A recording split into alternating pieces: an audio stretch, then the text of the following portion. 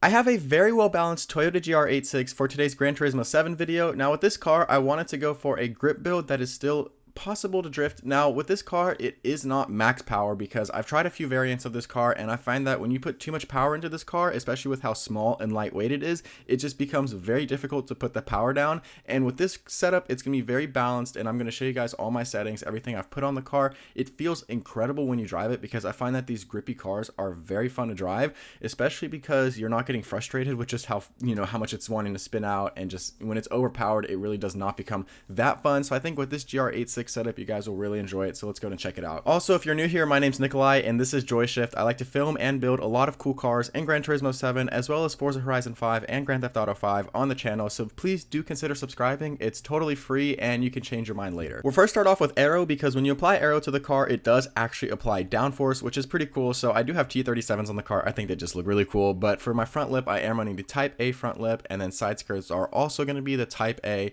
For my rear diffuser, I'm going to run Type B. I think it just looks the best. And then for my rear wing, I'm going to run the Type B as well because I just think this one looks the best. You have 3 other variants, but I just like the little mid-range one. I think it looks pretty good on the car. In terms of performance modifications, the 86 is already a great car from the factory, but we're going to add a few more things that make it just feel a little bit better, especially in Gran Turismo 7. So what I want to do is actually do weight reduction. So I did all 3 stages of weight reduction, and then we're going to do a racing muffler, a racing exhaust manifold, brake pads, fully customizable suspension, and then a racing clutch and flywheel. I think this is really the optimal setup that we need for the car. And then we also are going to run racing soft tires because these are just the grippiest tires you can get in the game, and then pair it up with a carbon ceramic brake kit. This is kind of overkill considering how much power the car makes, but you will understand once you drive it with this setup how incredible it truly does feel, because you literally have so much grip and so much control over the car. It's like such a precise driving car, and it has the power to back it up. This is the new gen GR86. It has more power than the GT86, so it does become a very fun car to drive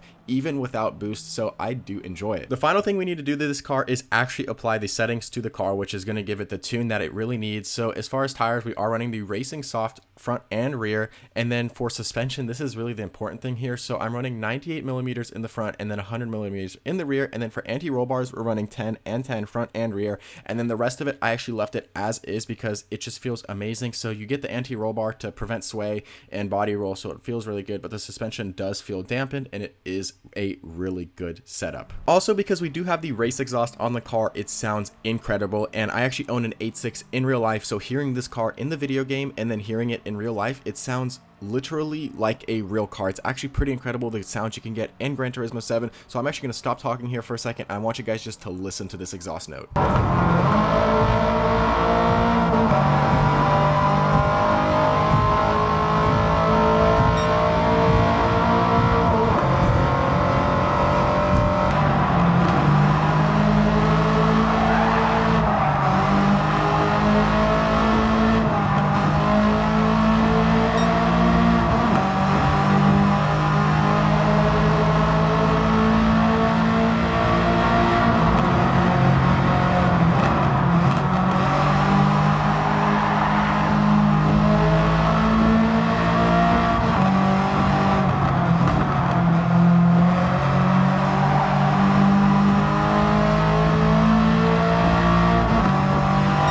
I really do like the way this car feels and sounds, and especially the fact that this thing shoots flames, and I think Gran Turismo 7 has the most beautiful, realistic looking flames of any racing game. They truly just look so realistic, and also the size of them, like the length of them, actually how far they come out from the back of the car is pretty impressive. So definitely do check out this car in Gran Turismo 7 and let me know what do you guys think of this tune. If you made it this far into the video, go ahead and comment what car you want me to do in Gran Turismo 7 next, and I will feature you in the next video. So definitely do make sure to do that, and like, comment, and subscribe. I work really hard on these videos, and I would really appreciate it if you could subscribe. It's free to you, and you can always change your mind later. But other than that, let's see you in the next one.